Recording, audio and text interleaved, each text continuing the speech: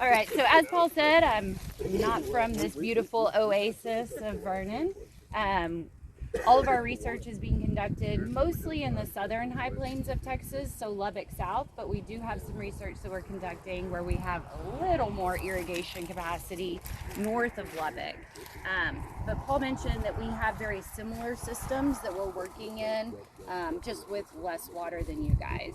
And also, Paul has been lucky enough to take on the cattle component, so we don't have that in the high plains, but like Bill said, it's just not as common in the high plains as it is here. There are more and more guys that are moving that direction, so hopefully we'll be able to, in the next few years, start to incorporate cattle into the cropping systems that we have in place.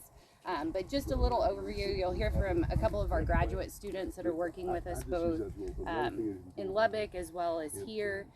So I don't want to share too much of what they're going to give away, but some of the systems that we're working in, we have a continuous cotton, more conventional till, business as usual type system. That's our comparison system. And then we have a continuous cotton, reduced tillage with a cover crop, and then our cotton wheat rotation. So with the cotton wheat rotation, we're harvesting cotton in October, November, planting our wheat, following that cotton, harvesting the wheat in June or July, and then it sits fallow for the remainder of the summer until we plant cotton again that next year. So it is 2 crops in 2 years. We have attempted to do things similar to what has been done here, incorporating a summer cover. Unfortunately, coming out of wheat and being in June and July, which are some of our driest times of the year, we have not been able to successfully get a summer cover established. It's just too dry, the soil's too dry, and with our limited irrigation capacity, we don't want to use that resource to try to get a summer cover crop established. But with all of that said, one of our primary goals with incorporating cover crops and rotations into the system is, number one, to keep our soil from blowing. Horrible dust storms in the high plains will take out a cotton crop pretty quickly early in the season. And so with the residue, whether it be from a rotational crop or a cover crop, we have the protection of the soil surface.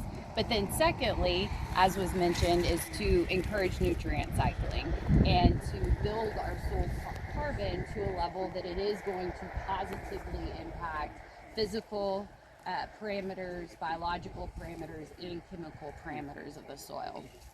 So some of the things that we're looking at, Chris will talk about water monitoring, Nick is looking at nutrient cycling. But to address the question that you're asking regarding nutrient cycling, we have done some previous studies, and within a single growing season, about 40% of the organic material that is on the surface is decomposing. So there's still a large amount there of carbon and nutrients that are going to continue to be released. One of the big findings that we have discovered over the last 5 or so years is related to water and nutrient availability. So the number one reason that a farmer would say, no, I'm not going to try a cover crop in the high plains is because of water. They don't want to have the water or the cover crop in place that's going to use any sort of potentially stored moisture over the winter. I had a master's PhD student that over 4 or 5 years of data collection discovered that there is a deficit that's created by that cover crop, but it's quickly made up by either timely rainfall or irrigation. And Chris will go into a lot more detail on that. And so we could rule out the fact that as long as we had the precipitation that we needed, or we had the irrigation capacity to make up that deficit, it wasn't a water issue. And so then we started exploring other possibilities, going back to the nutrient cycling. One of the things when you're adding a large amount of organic material into a soil that's inherently low in organic matter is you're stimulating a lot of microbial activity, which is a great thing, but it also has the potential to immobilize some of the plant available nitrogen that's in the soil. And so you may see a nitrogen limitation early in the growing season that could be impacting your potential yield of that following cotton crop. And so we started looking at adjusting the timing of our nitrogen applications to earlier in the growing season to offset the limitation that might be occurring because of all of that residue that you're adding to the system. And we did find that with an earlier application of nitrogen, we could offset the yield limitation that was occurring when we were planting cotton following a cover crop. So there is benefits that occur from a nutrient cycling perspective, but you have to adjust your management strategies so that you can overcome any possible limitations that are occurring because of that stimulated microbial activity. So hopefully that answered your question. Do you ever add any more organisms to increase your microactivity? So we have tested some different biologicals.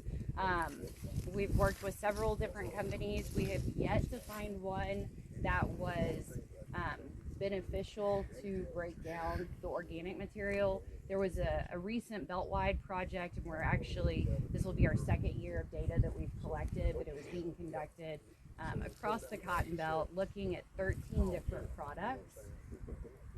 Because there's so many out there, and across the belt, we did not have any positive response that was identified with the addition. I had a microbiology professor in college that he was adamant that the environment selects. There is a reason that those microorganisms aren't there and aren't active currently. So if you can identify one that is actively decomposing, mineralizing material in the soil and just increase their numbers in the soil, you might see some benefits to that.